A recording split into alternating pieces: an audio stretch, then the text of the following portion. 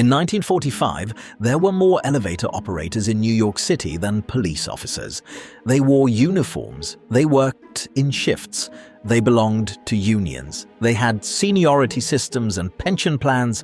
Their entire job was pressing a button. And when someone invented a button, passengers could press themselves. 400,000 Americans lost their careers overnight. This wasn't automation creeping in slowly. This was a single technology, automatic elevator controls that erased an entire profession in less than 20 years. No retraining, no transition period, just your services are no longer required. And here's the strange part. Nobody protested, nobody marched, nobody demanded the jobs back. Because how do you argue that society needs humans to press buttons when buttons can press themselves? Elevators didn't start with operators, they started with death. Early elevators, 1850s to 1870s, were cargo lifts, industrial platforms that moved goods between floors in factories and warehouses. They were operated by workers, pulling ropes or cranking wheels, and they killed people constantly. Cables snapped, platforms dropped, workers fell down shafts. It was one of the deadliest jobs in America. Then, in 1853, Elisha Otis invented the safety brake, a mechanism that would catch the elevator if the cable failed. He demonstrated it at the 1854 World's Fair by having someone cut the cable while he stood on the platform. It held. Suddenly, elevators were safe enough for humans, and if humans could ride them, you could build taller buildings. And if you could build taller, you could stack more people vertically. The skyscraper became possible, but there was a problem. Nobody knew how to operate them. Early elevators had manual controls, a lever that controlled speed, a brake that controlled stopping. You had to match the elevator floor with the building floor precisely. Too high, people tripped. Too low, people tripped. It required skill, timing, practice. So buildings hired professionals, elevator operators. By 1900, elevator operators were everywhere. Department stores, office buildings, hotels, apartment complexes, anywhere with more than 5 floors needed them. The job had rules, procedures, a hierarchy. Junior operators ran freight elevators. Senior operators ran passenger elevators. The best operators worked the express elevators in the tallest buildings. They wore uniforms, usually brass buttons, sometimes white gloves.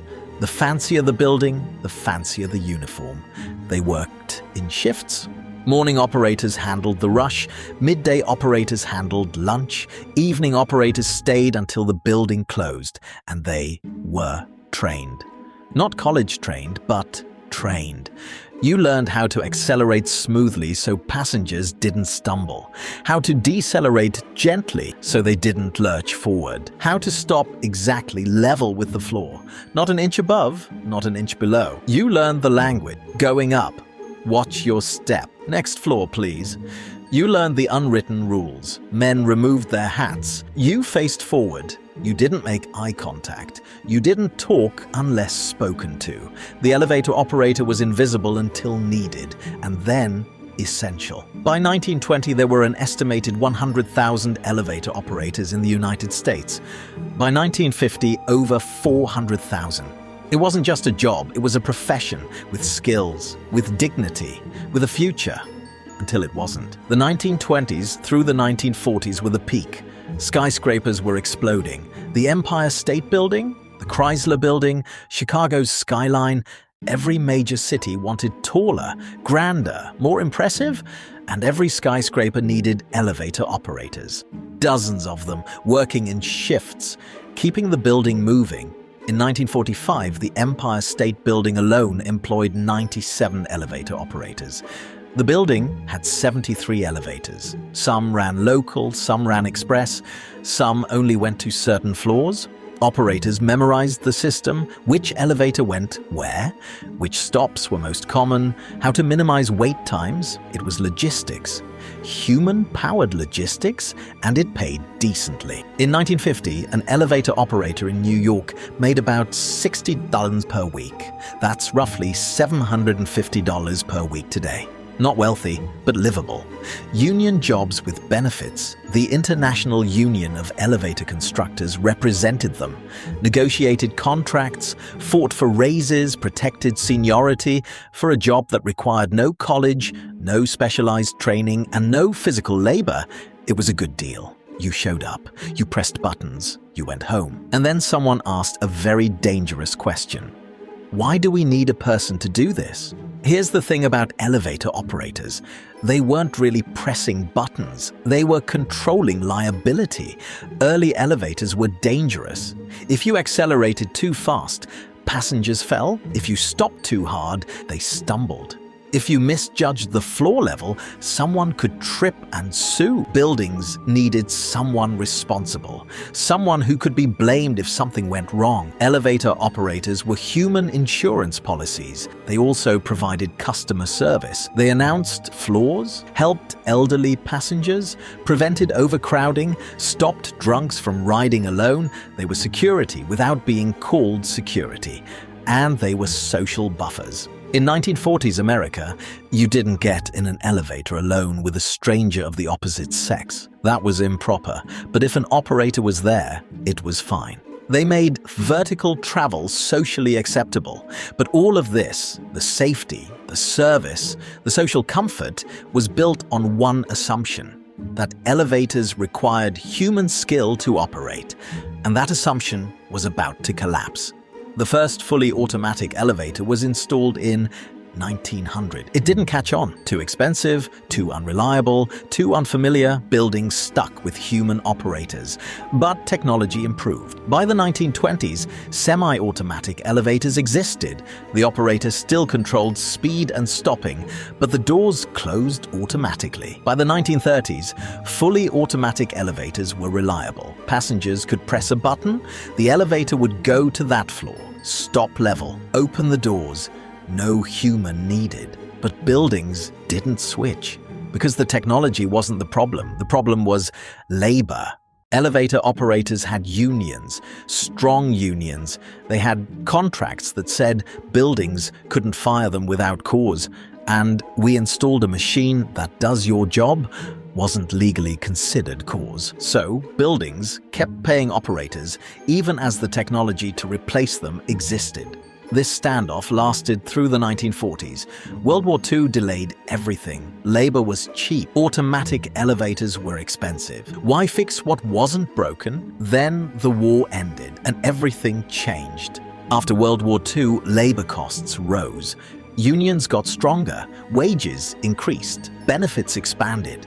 Elevator operators in major cities were making $3,000 per year, roughly $40 today. For buildings with 10 elevators, that meant 20 operators working shifts, $60,000 per year in labor costs. Meanwhile, automatic elevator systems cost about $15,000 to install, one-time cost, no wages, no benefits, no sick days. The math was obvious, but there was still resistance. Building managers worried passengers wouldn't know how to use automatic elevators, that they'd get confused, that service would suffer. Then a strange thing happened. Department stores started installing automatic elevators as experiments, and customers loved them. No waiting for an operator. No awkward silence, no tipping expected, just press the button and go. Faster, more convenient, more private. By 1950, department stores were racing to automate. Macy's, Gimbel's, Marshall Field's, office buildings noticed. If retail could do it, why not offices? The dam broke. Between 1950 and 1960, automatic elevators spread like wildfire. New buildings were designed without operators, existing buildings retrofitted. The process was surgical. Buildings would automate one elevator at a time, test it.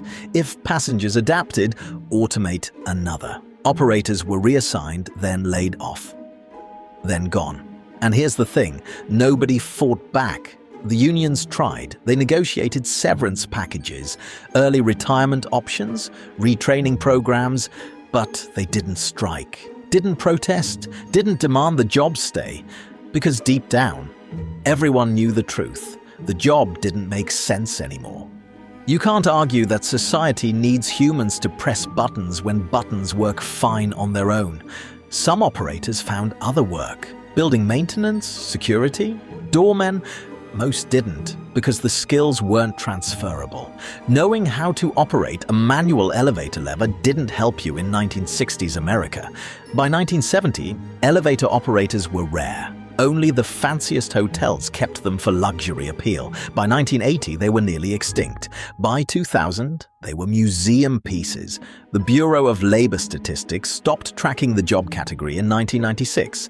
Estimated remaining workers, fewer than 1,000 nationwide. From 400,000 to 1,000 in 40 years. An entire profession deleted. Let's talk about what actually happened to those 400,000 people. Some were old enough to retire.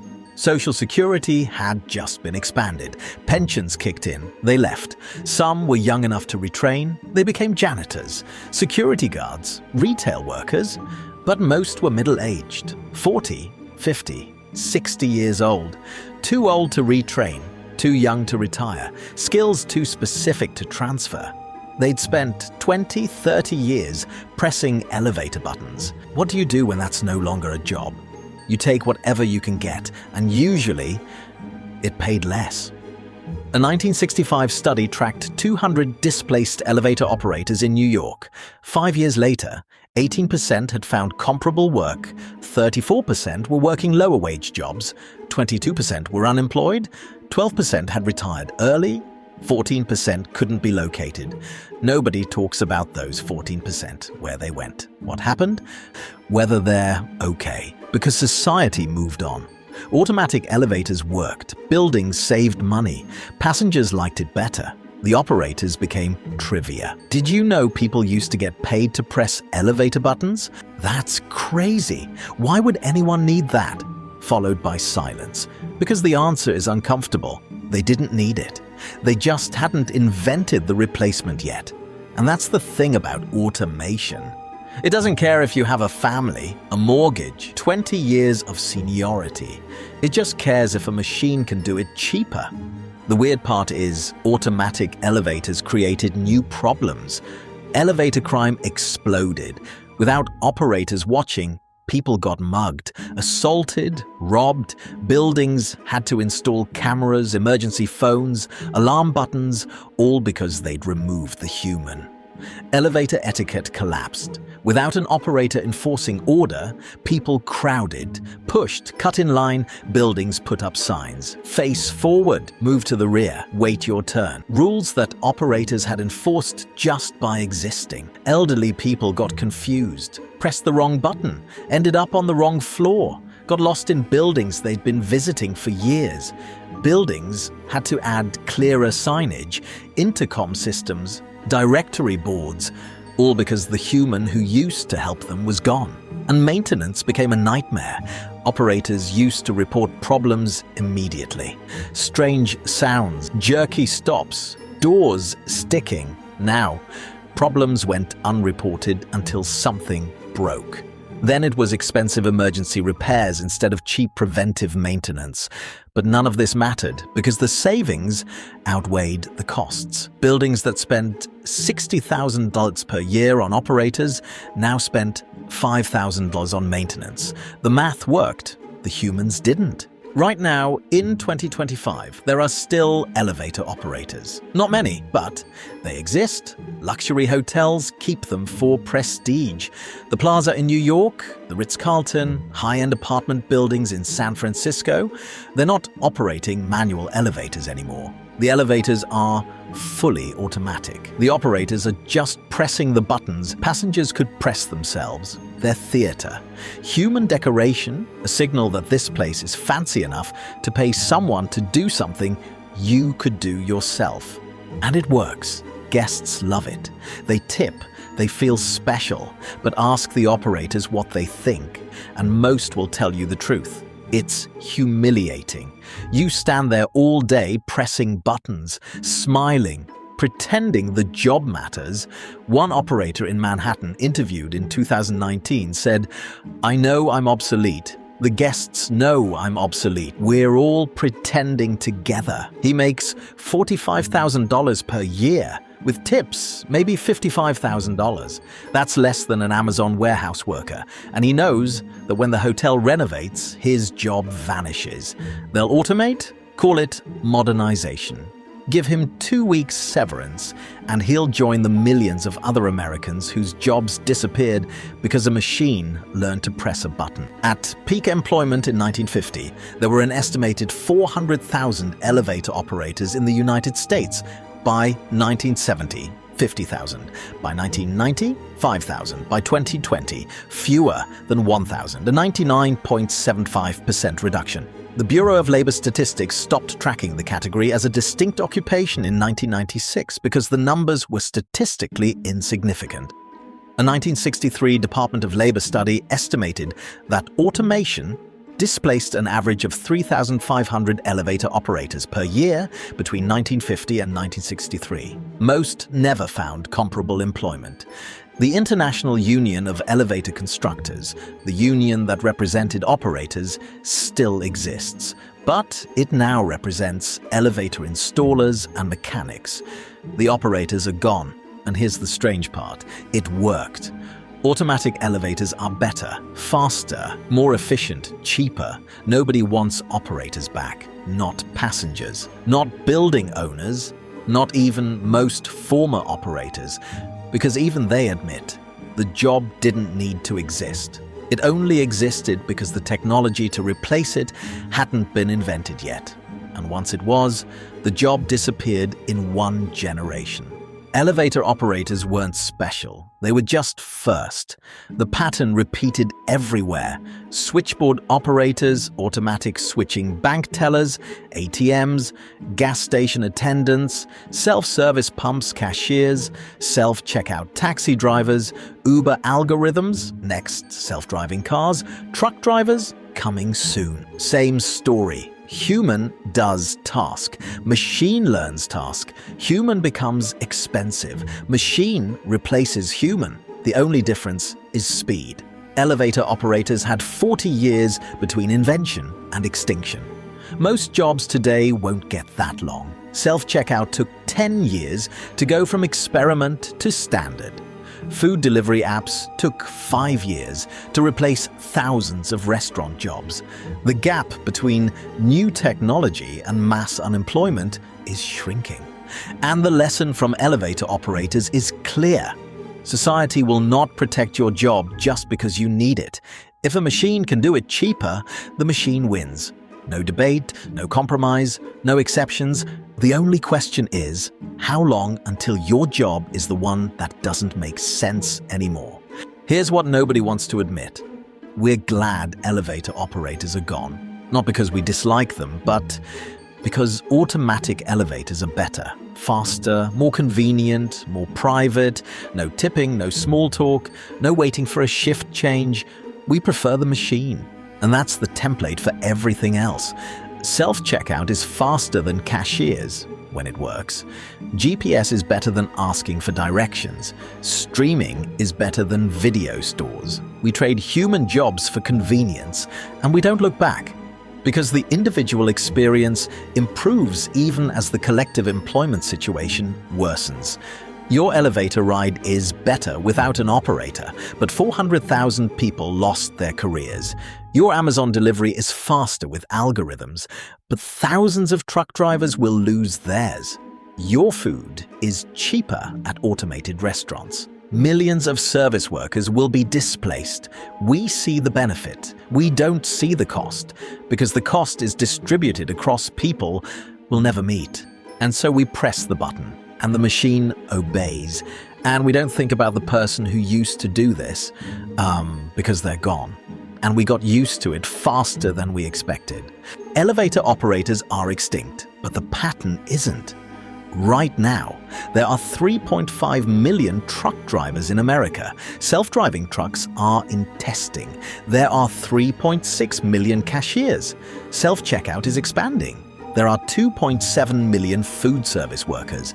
Automated kiosks are everywhere. Same trajectory, same math, same outcome. The only question is timeline.